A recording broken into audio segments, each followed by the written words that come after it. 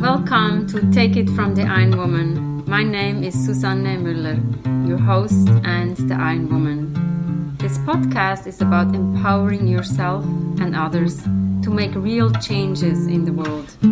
You will hear from everyday, smart, sophisticated, hip people like you and me. Not everybody has to be an Iron Woman to impress the world. Together, we will learn from the sports and business leaders how you can become a more successful person as an entrepreneur or a leader. It's one step at a time, one day at a time. Take your steps now. Take your big steps now. Join me on this journey to success. This podcast is being sponsored by Get Loopy. On episode 41, you can hear the story of Isabel, the co-founder and CEO. Get Loopy, get a 20% discount off your first order. GetLoopy.com. Take it from the Iron Woman. We only have special guests, and today we have Robert Slater with us. And the universe brought us together, I guess. We both took the podcast fellowship with the Akimbo family, and all of a sudden we were alone in a breakout room, and that's how we met. So, Robert, introduce yourself. Who is Robert who's going to join us today? Hi, Susanna. Thanks ever so much for asking me to be here today. I'm an orthodontist in Birmingham in the UK, and we, I think, have a shared interest in endurance sport. I used to swim a lot, did a bit of marathon running, and then later in life, when I thought I was going into decline, if you like, in my 40s, I just happened to move in to a house and the next door neighbour was a triathlete. So he got me into triathlon and then into Ironman. Sometimes a neighbor can inspire you, right? We're going to post your resume as a dentist and orthodontist. It's inspiring and certainly very interesting, but our love for the sports, we want to focus on that. You just mentioned like your neighbor brought you into that, but what was it that the neighbor, what did they say or what did they do? Well, when we moved in, Mark came over and introduced himself, and I had no idea that he was interested in sport at all. The reality was that he started his running career and was running at a fairly high level. He was training with people like Sebastian Coe and Steve Ovett, who were quite well-known British runners at that stage, and he had become injured. His knees were not as good as they were, and found triathlon as a way of doing cross-training that helped him to continue his running, but also to enjoy cycling and swimming. And when we met, he said, come over and have dinner with us. So we went over, and it wasn't long before he started to ask me questions about, I think he must have thought I was slightly overweight, actually, because he said, have you ever done any exercise? And I said I used to swim as a kid. And he said, well, we do swimming on a Sunday, so why don't you come down to the pool? I decided I'd like to try swimming again, and went down and quickly got used to going up and down the pool. Because of my swimming was my thing, I quickly got to the front of the pack there. And then Mark said, well, you should do a bit of running. He invited me out because he found out by this stage that I'd run a marathon when I was 19 years old. And so I went running on a Wednesday evening with his wife, actually, it turned out. And then one day I looked down and there was a bike underneath me. And then I realized I was a triathlete. So that was the story, really. And I started with sprint triathlon, like lots of people do. And I think because I'm slightly older, I knew I was probably never going to be a really good sprint triathlete. And I always admire people who are good sprint triathletes because it's quite a lot of stress on the body. But I did go back to my thinking of, well, I'd done a marathon. I used to do the 4x4 medley when I was swimming and the 1,500 meter swim. I'd like to do some longer distances. And after a few years, I did a half Ironman. And then I was ill for a while. I couldn't train.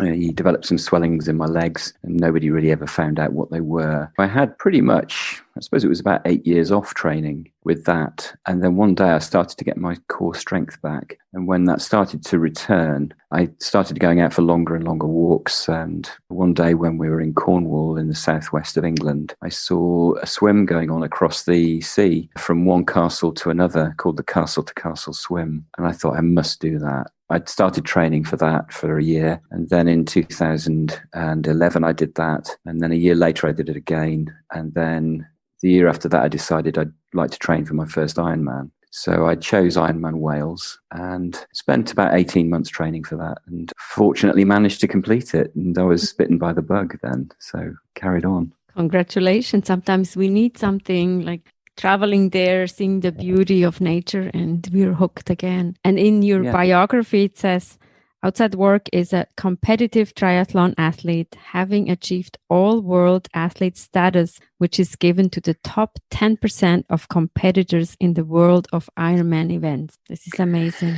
Congratulations. Tell us a bit about that. How did that happen and how did you get there? Well, if you come in the top 10% of your age group, then you get bronze status. There are various ways that you can get points through the year. So if you do 3 races, so to say 2 half Ironman and 1 full Ironman, then you'll get a certain number of points. And if you're in the top 10%, then you'll be given bronze status. If you're in the top 5%, silver. And if you're in the top 1%, then gold. And I got bronze status the first year I did it. And the second year, I got silver status. That was the year before I decided to do Frankfurt, Ironman Frankfurt. And that's the European Championships. I wanted to do that as well as I could.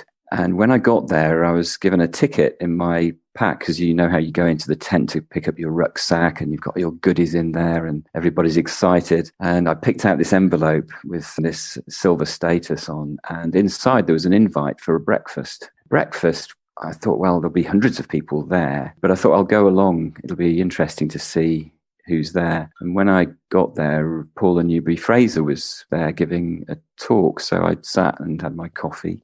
At the end of the talk, everybody sort of disappeared and there were only 50 people in the room. So I was really surprised at how few people there were there. Everybody disappeared and I sat drinking my coffee, and she'd said quite a few inspiring things while she was giving her talk. And so as I was on my way out, I just saw her talking to one of the organisers, and I just said, I'm sorry to disturb you, but thank you ever so much for your really, really inspiring talk today. And she just stopped what she was doing and came over and talked to me, which I was really surprised by, actually. But when she talked to me, I asked her a few more things about what she was saying about endurance. And one of the things I think I'd always been making as a mistake was I was actually eating too much or too often. And I think a lot of people at first have to train themselves to make sure that they eat often and enough and feel safe doing that. But she was pointing out to us, I suppose because we were doing quite well in our racing, that if we ate too much, then there could be a situation where we can't quite come back from that.